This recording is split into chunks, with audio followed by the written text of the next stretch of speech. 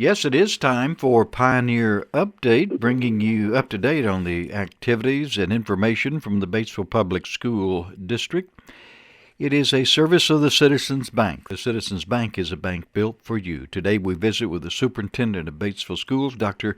Michael Hester. Good morning, sir. Thanks for joining us. Good morning, Gary. It's great to be with you. I hope everybody had a great Thanksgiving break and ready to go. Yes, I had a good one, and most people I've talked to said it was a good time to have a break. Speaking of that, you had a couple of days, AMI days, that you put into your system. Tell us about that. You know, for people that don't know, AMI stands for Alternative Method of Instruction, and what we do is we've got they're called AMI, and you can have AMI for weather or you can have AMI for illness.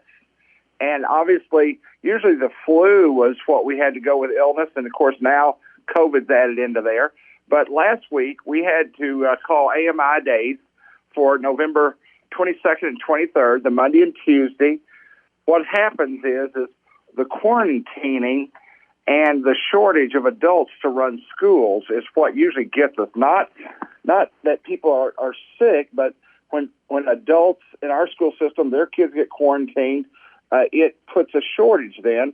So we run out of adults to help run the district, and our student absences were also over 20% for the district.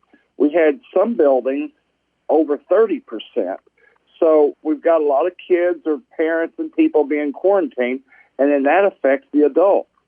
And so besides the positions that we haven't been able to fill, like custodians, drivers, aides, cooks, last week we needed 215 subs, and we only had like 132 subs available.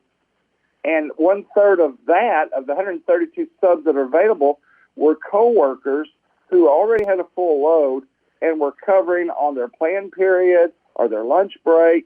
And when you take 7-9 days of that, where you don't have your breaks, you don't have your planned period, the people who are coming to work are just simply wore out. And so we were like 73 subs short, besides all the people that were covering. And so the last 9 days that led up to our decision for an AMI illness day, the cases in the COVID cases in Independence County were on a steep incline.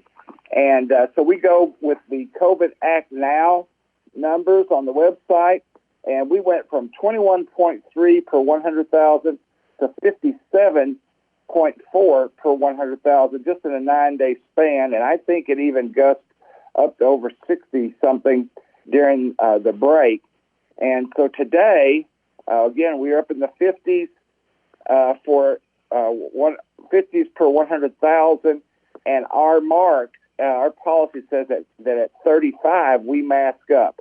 So starting today, we're masked up for 2 weeks. We take a 14-day average, and then we run for 2 weeks with that. So any indoor activities, ball games, classes, unless you're drinking or eating, you should be masked up for anything that's on the indoors for our school system.